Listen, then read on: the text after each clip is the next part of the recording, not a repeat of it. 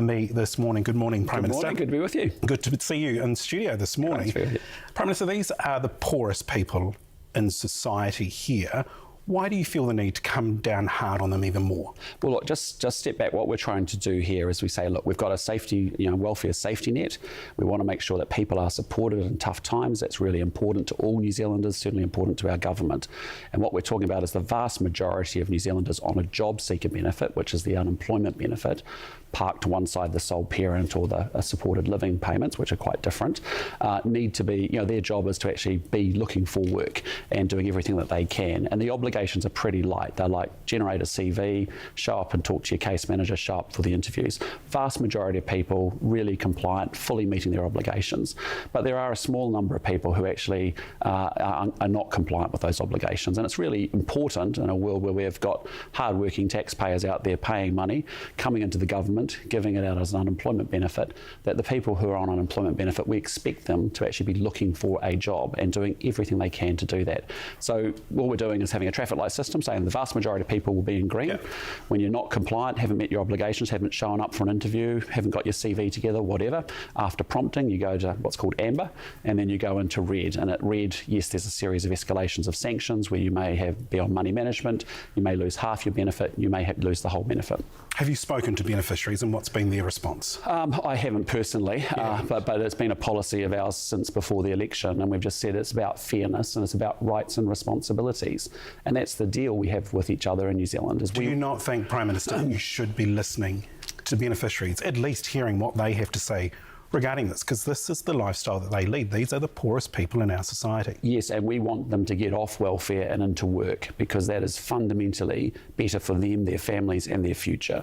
And so what we're talking about here is actually the people that are on the job seeker benefit, who are deemed able to work, can work and should be working. But do you think you should have spoken to them? Well, our Minister has met with beneficiaries, our Ministry of Social Development has met with beneficiaries, but I just ask you to take a step back and say we're focusing on a very small number of people, I think, that actually are not meeting their obligations, and all we're reminding them about is to say, hey, listen, you've got people watching your show today that have got up early, going to work, paying their taxes, getting through paycheck to paycheck, and that money is expected to go to support those that actually need it in a temporary place as they look for new work, and we're doing everything we can to support them.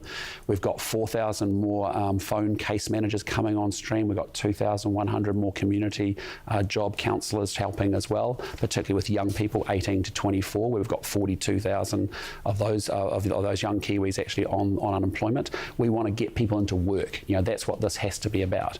But all we're saying is, look, all we're expecting you to do is meet some pretty basic obligations to get yourself to work. So it sounds like the resources are there.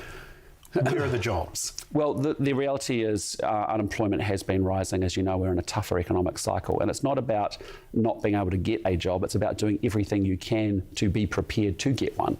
And so where are the jobs? Well, the jobs... There's a tough labour market out there. Well, so where are the jobs? Because our unemployment figures show 33,000 more New Zealanders are jobless compared to this time last year, with the unemployment rate sitting at a 3-year high. Yeah. So where are the jobs? And that's exactly why we're working incredibly hard to make sure that we actually get inflation under control, we get interest rates down, we get the economy growing, and we get more employment opportunities for people. Yes, unemployment's rising up. In the context of New Zealand's history, it's still pretty low, and there's opportunities out there for people, with respect to, I was talking to people in construction wanting digger drivers, just on the weekend. I was talking to people earlier last week about opportunities in horticulture.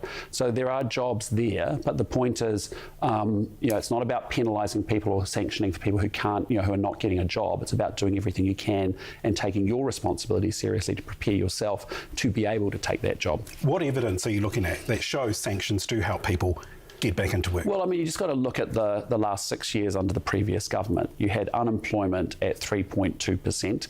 You had job vacancies in every sector in every region of the country, and you had 70,000 more people added a job sector. The unemployment figures.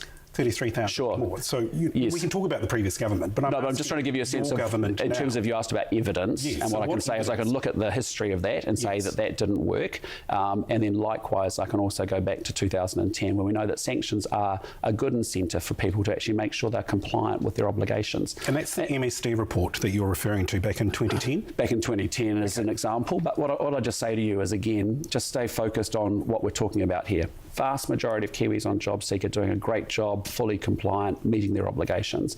But it's just not fair, and it's just not right, and it's not in the spirit of, you know, the rights and responsibilities we have with each other and to the country if you're going to take the mickey and actually not do some pretty basic things. Get a job profile, yes. Talk to your case manager, show up for an interview. Half of those benefits are set to go to a payment card and money management scheme. This was part of your deal with your coalition partner ACT, and yet they're the so-called party of rights and freedom, yet you're taking a freedom away to decide how people should spend their money. Well, let's be clear. The rights and responsibilities side of it is you have rights and freedoms as a New Zealander, but you also have duties and responsibilities. And when you take a job seeker benefit, which your fellow New Zealander is paying for through their taxes, you have a responsibility to do the minimum of what we're asking you to do, which is get your CV together, go to a job interview, check in with your case manager. Not rocket science, not difficult.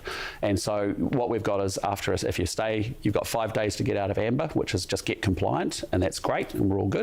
If you're actually persistent and you continue to be non-compliant with your obligations and refusing to do any of those basic things, then yes, you get a series of escalations, and that may mean half your benefit goes on to money management, which then enables you to, you know, you're restricted as to where you can spend half that money at certain retailers.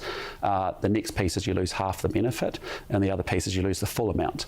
If you happen to be, you know, if you think about the sanctions, we've seen a big uplift in sanctions being applied this quarter versus last quarter last year. About 90% of them are actually people with no children, and we've also kept it so that if there are dependent children in a household, that you don't lose the full benefit, but you can lose up to half of it. I want to move